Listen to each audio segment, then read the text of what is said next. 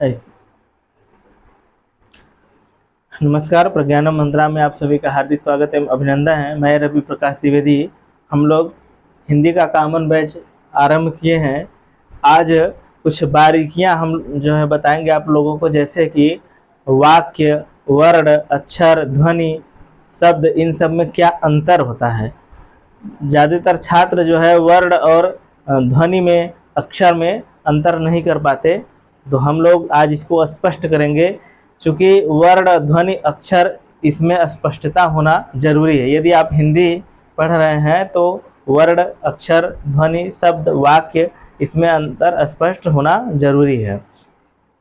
तो हम लोग देखते हैं कि ध्वनि या वर्ण क्या है। ध्वनि या वर्ण क्या है। ध्वनि या वर्ण, सामान्यतः ध्वनि या वर्ण एक ही चीज होता है, लेकिन जब ध्वनि या वर्ण एक ही चीज होता है, इसीलिए कभी कभी ध्वनि के लिए वर्ण शब्द का प्रयोग कर लिया जाता है और कभी कभी वर्ण के लिए ध्वनि शब्द का प्रयोग कर लिया जाता है। लेकिन इसमें एक अंतर है जो कि प्रमुख अंतर है। इसमें एक अंतर क्या है देखेंगे हम, कि जो ध्वनि होता है, ध्वनि मुख के उच्चारण स्थान या विभिन्न अवयवों से, ठीक ना, मुख के विभिन्न अवयवों या उच्चारण स्थान से जो वर्ण या वर्णों का समूह उच्चरित होता है, उसे हम ध्वनि कहते हैं। कहने का मतलब, ध्वनि जो होता है वह उच्चरित रूप में होता है। जैसे आपको यहाँ पे ध्वनि के बारे में हम लिख दे रहे हैं कि मुख के विभिन्न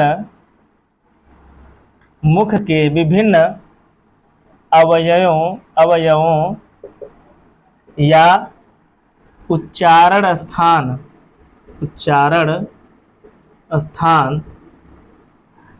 विभिन्न अवयव या उच्चारण स्थान का मतलब जैसे कि कंठ, मूर्धा, ताल इत्यादि जो उच्चारण स्थान होते हैं, उसी की बात की जा रही है। तो मुख के विभिन्न अवयवों या उच्चारण स्थान से उच्चरित वर्ण या वर्णों के समूह, वर्ण या वर्णों के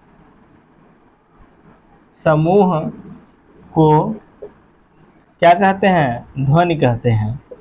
ध्वनि कहते हैं, ठीक ना।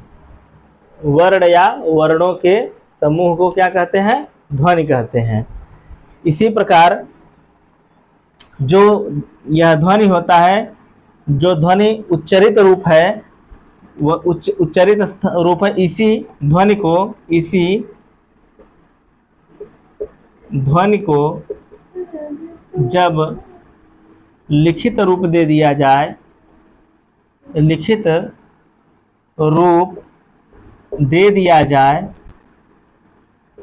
तो क्या होता है? वह वर्ण हो जाता है। तो वर्ण कहलाता है। वर्ण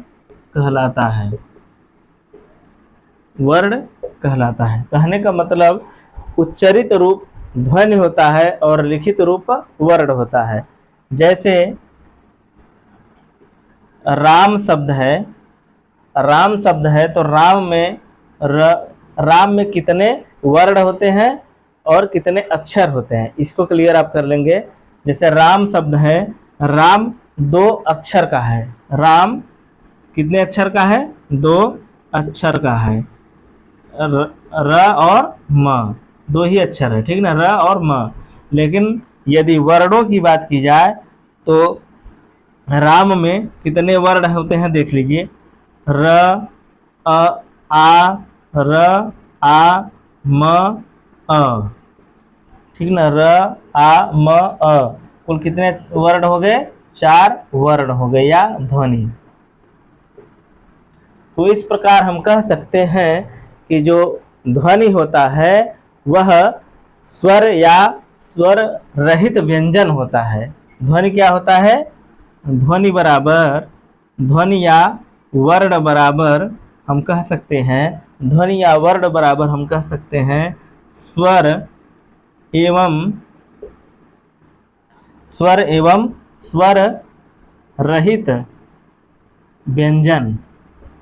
स्वर एवं स्वर रहित व्यंजन क्या कहलाते हैं? वर्ण कहलाते हैं।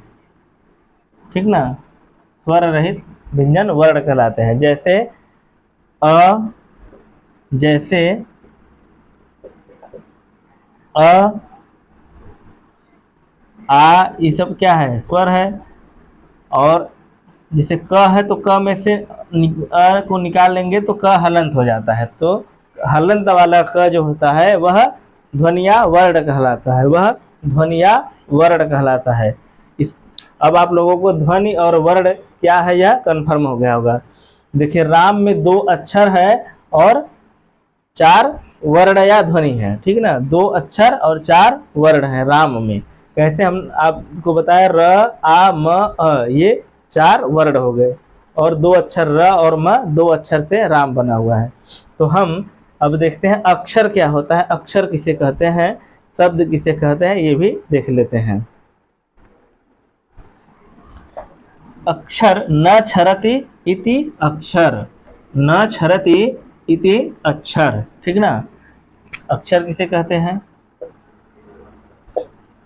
न क्षरति, न क्षरति इति अक्षर, अर्थात जिसका क्षर न हो, विनाश ना हो जिसका, उसे हम क्या कहते हैं? अक्षर कहते हैं।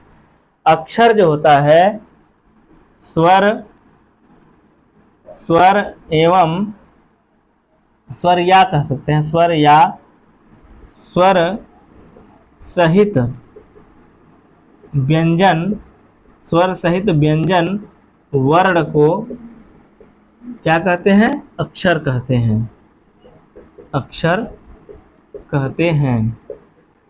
स्वर या स्वर सहित व्यंजन को, इसमें स्वर रहित माने स्वर ना हो, जैसे क में अ निकाल दिए तो हम क बचा, तो क्या क क्या था? वह वर्ण था।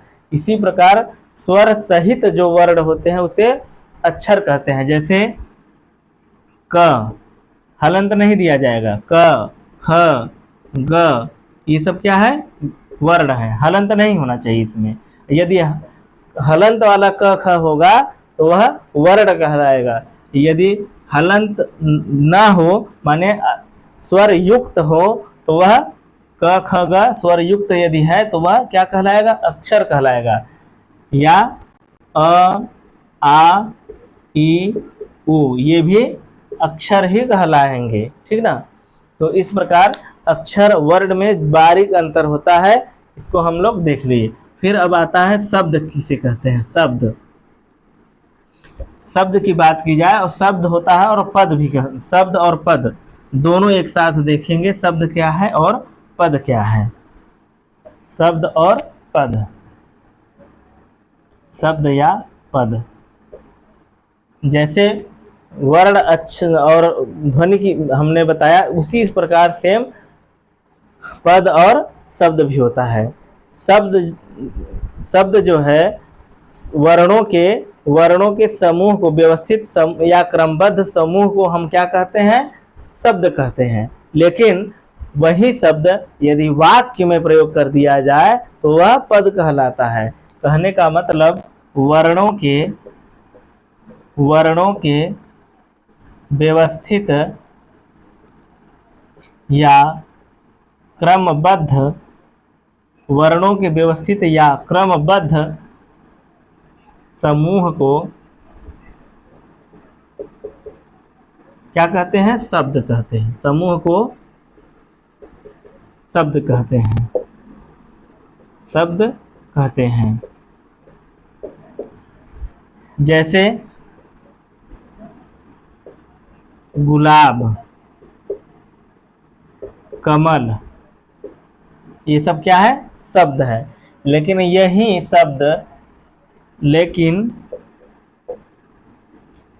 शब्द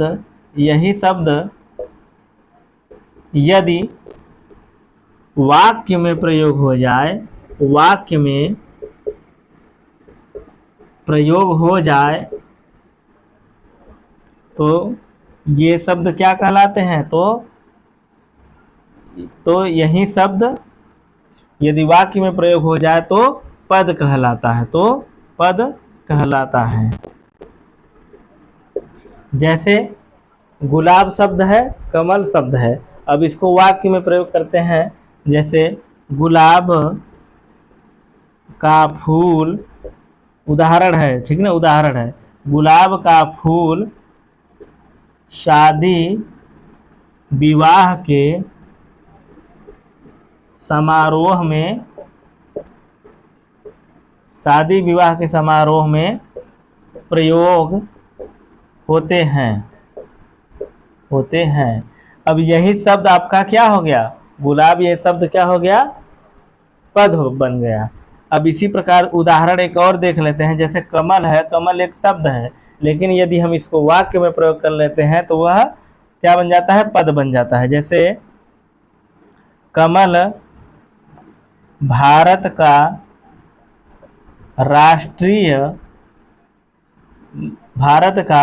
राष्ट्रीय पुष्प है, ठीक ना। कमल भारत का राष्ट्रीय पुष्प है, तो कमल शब्द न बन करके अब यहाँ पद हो गया। इसी प्रकार हम देखें कि शब्द और पद में क्या अंतर है, ठीक ना। इसके बाद आता है उपवाक्य।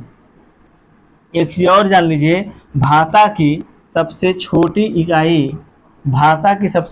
इकाई ध्वनि होती है। भाषा की सबसे छोटी इकाई क्या होती है? ध्वनि होती है। भाषा की सबसे छोटी इकाई ध्वनि। लेकिन यदि अर्थ के आधार पर भाषा की सबसे छोटी इकाई क्या होगी? भाषा की सबसे छोटी इकाई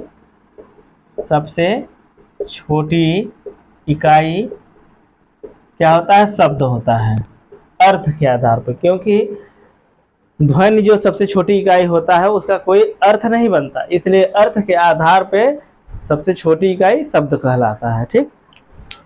तो हमने देखा शब्द, अक्षर और वर्ण। इसके बाद आते हैं उपवाक्य।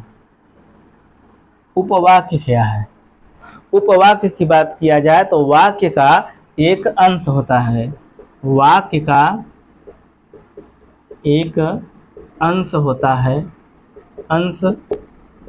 है। सरल शब्दों में अगर कहा जाए, सरल शब्दों में यदि कहा जाए तो सरल शब्दों में कहा जाए तो उपवाक्य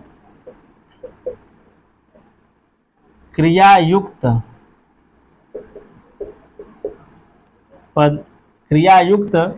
पदों का समूह जिससे आंशिक भाव उत्पन्न हो,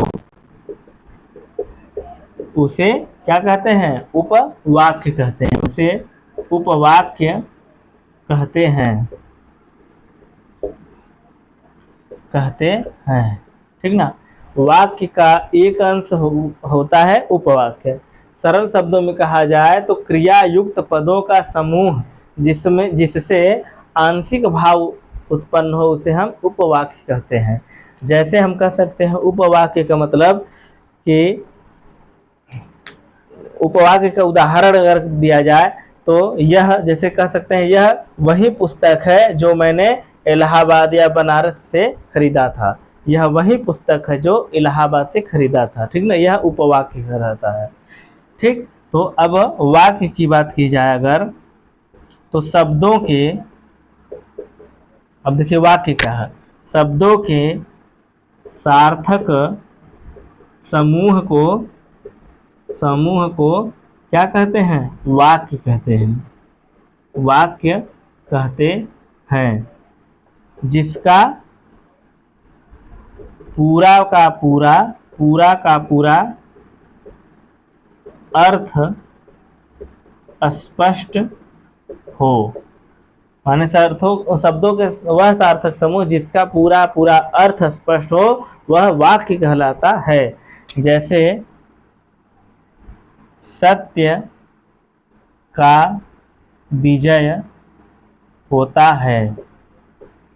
सत्य का विजय होता है।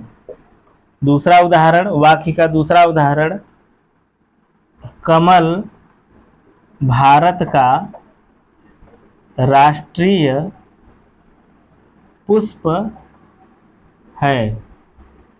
ठीक, कमल भारत का राष्ट्रीय पुष्प है।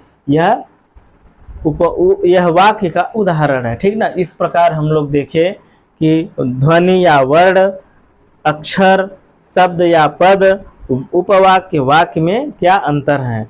अब हम लोग प्रतिदिन 5 विलोम शब्द या अपोजिट वर्ड और जो है 5 या 2 पर्यायवाची शब्द प्रतिदिन लेकर के आएंगे, जिससे आप लोगों की वर्ड पावर, हिंदी की वर्ड पावर मजबूत होगी।